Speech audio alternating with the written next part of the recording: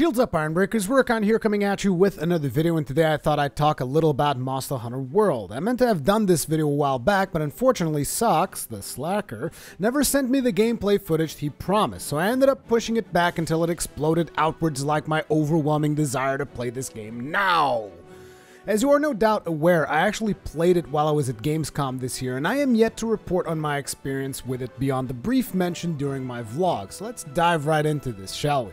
So if you take into consideration that all the weapons featured in previous Monster Hunter titles were at my disposal, you can safely say I had actually very little time to do as much testing as I would have liked. Add to that the fact that the demo was in German, and I think I get a little slack if I'm unable to touch on every single thing I would have liked. Nonetheless, I shall endeavor to satisfy your beastly curiosity, as you are no doubt frothing at the mouth with anticipation for this fantastic title. So basically, Socks sneaked me in through the back of the booth and told the people in charge there to put a controller in my hands. They gave me a quick rundown of the two fights that were available, and off I went to hunt the Great Jagras. Naturally, after I saw the beautiful move I so aptly named the Nostril Blaster in one of my live streams, I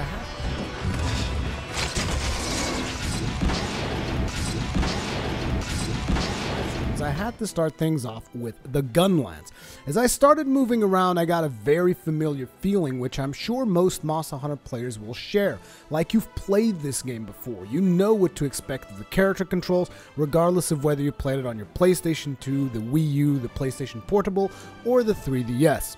But it actually feels even better than that. The controls feel smoother and more fluid, more responsive. Your character no longer handles as stiff as it did on previous entries. So I moved through the forest map, appreciating the gorgeous visuals as I tracked the monster through the use of my trusty scout flies. Eventually I tracked him to a beach, and I immediately began smashing him in the face with the gun lance whilst weaving the odd shell in between the combo. The combo didn't feel particularly familiar, but then again, I haven't really mained gun lance in quite some time. Nonetheless, it feels very satisfying. The Great Jagras quickly started staggering and falling all over himself, and as I tried to punish him with a Wyvern's Fire, I hit my first unfamiliar control mechanic. Pressing R1 actually triggered the sheath animation to allow my character to run, which I thought was weird, as that has always been the block/modifier button. However, after a bit of experimentation, I noticed this had now been moved to R2.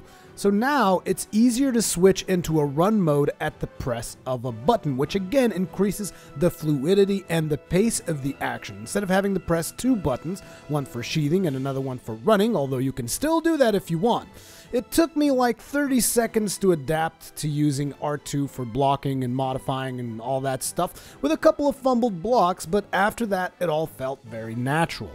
The Great Jagras died pretty quickly after a couple of Wyvern's Fires and gun lance pokes, because the monsters had actually been nerfed in this demo to allow people who are less familiar with Monster Hunter mechanics to actually have some fun, since they had to wait in queues for so long. I mean, let's face it, not everyone can skip queues like I did. Before the beastie's corpse was even cold, I was already furiously mashing the buttons to get me on to the next quest because, like I mentioned, my time was limited.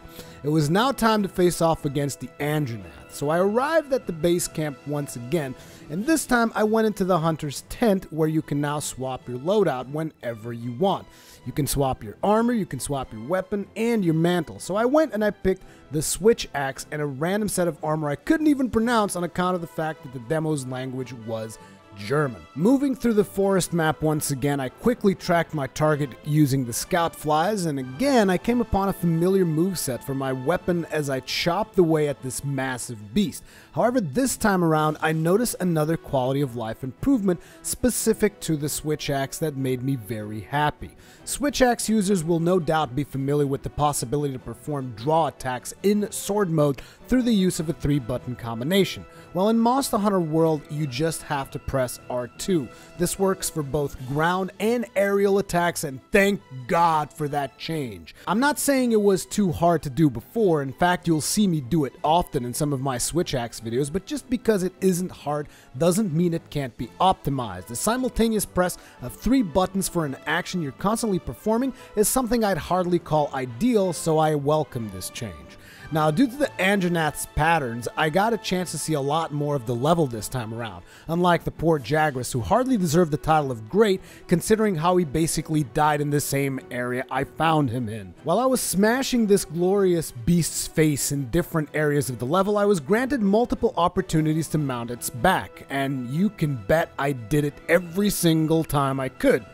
For research purposes, of course. As I'm sure most of you know by now, I love the mounting mechanics since they were first introduced in 4 Ultimate, and I use them often, to the point where I've called them downright overpowered, on account of the fact that not only you deal significant damage, you also put the monster in a vulnerable state, so you can unleash yet another barrage of strikes. Triggering the mount works similar to 4 Ultimate. Keep attacking the monster with aerial attacks until you mount it, and once you do mount it, you'll still have to grab on when it's thrashing about, and attack when he's not. However, the cool thing is you can now move to different parts of the monster once you mount him, allowing you to choose where to deal damage.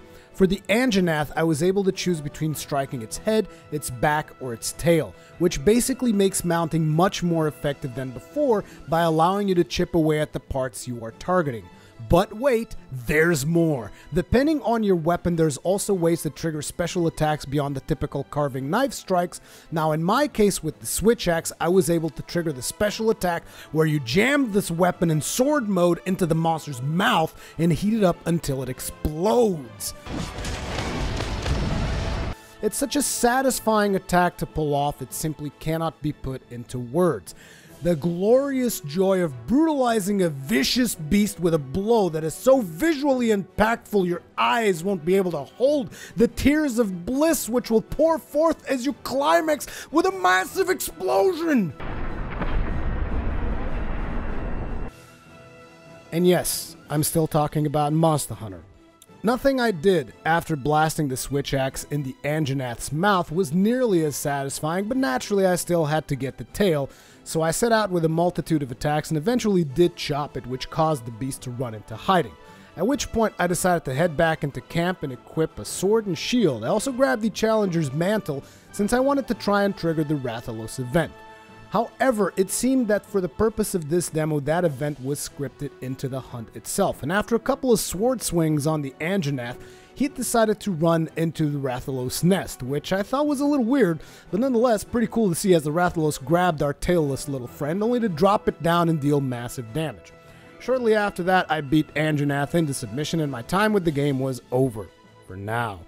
Overall, I thought the whole thing was pretty fantastic. I had a blast playing it. It felt great to play Monster Hunter with a proper controller, which I hadn't done since Monster Hunter 3 Ultimate on the Wii U. Forget any doubts you might have, this is Monster Hunter and it's going to be amazing. Thank you all very much for watching. If you enjoyed this video, remember to hit the like button. If you're new here, make sure to subscribe so that you're always notified when there's a new video, and I would welcome any comments or feedback in the comment section below.